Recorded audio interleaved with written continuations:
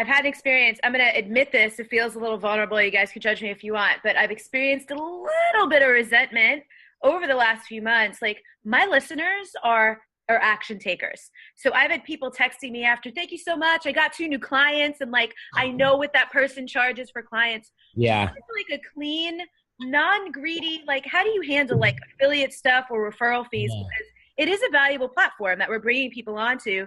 People are taking action, and it feels weird to me, Yeah. and a little uncomfortable that like people are making money and I'm not. I'm just going to say it. I totally feel you. I get that all the time, and I dealt with it over years.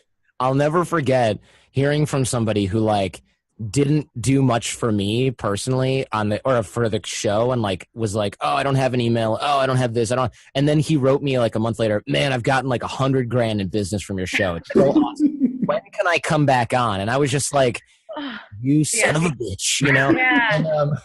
And I'm I like excited. It's so conflicting. It's I cool. want to be like, yes, that's great. And bring it. Give me a little bit of that. Right. Yeah. Right. I totally get that. Send me an edible arrangement at least. Yeah, exactly. Like, how about a card, bro? Right. Thanks for the text message. Yeah, exactly. No, you know what?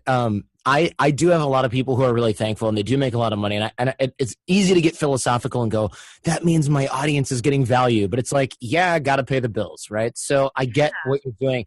So what I do is I collect those types of testimonials where it's like, I made $100,000 in business. Cool. I did this. And I'm like, great. Would you mind doing a video, or would you mind writing that? And can I quote you on that? And they're usually like, sure, quote away. You're killing it for me. I love it. That's amazing.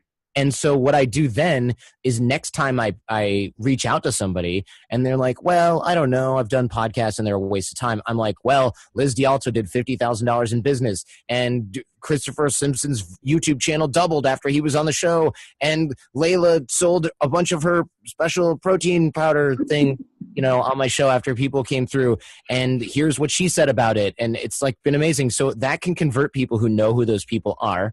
And also to come on your show, I mean. And what it can also do is you can say, so when you say, look, I require that you don't have to promote it socially because social media doesn't do much, but I do need you to mail it out to your people because I'm essentially mailing it out to mine via this podcast, which is really far reaching. I know you do email marketing or whatever it is that you do to reach out to your people who buy your books.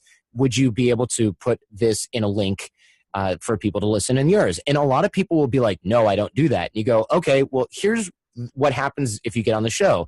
Testimonial this thought leader said that, this person made this much money. And they're like, oh, okay, it's win-win for me.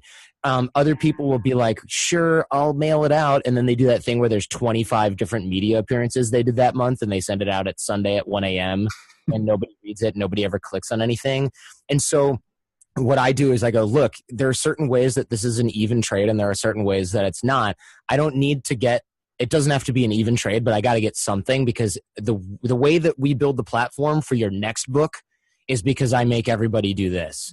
And if that's not cool with you, I totally get it. I don't love doing things that way, but it's necessary. And most people go, no problem. Sounds totally reasonable. You're going to put me out to this large amount of people. It's worked out for other people in my space or in similar niche, as evidenced by these testimonials of people who made money off of you.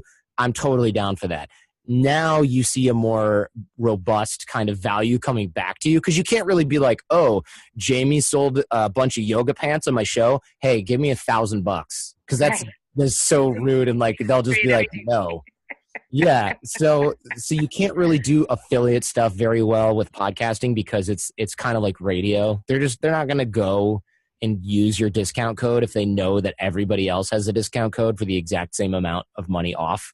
The reason our advertisers are happy is because enough people in raw numbers do, and they have people with math degrees going, well, this many people did, which means probably X amount as many people heard it, which means our advertising is ROI positive. Most people who are doing single book sales type stuff, Malcolm Gladwell, he's not doing that calculation. His calculation is, did a lot of people buy this? Maybe, I don't know.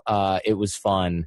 Or the only way they'll know is if Michael Port says it was good, and this other guy says it was good, and this other author says it was good, and James Altucher said it was good, and they're like, okay, I trust those people. They're not idiots.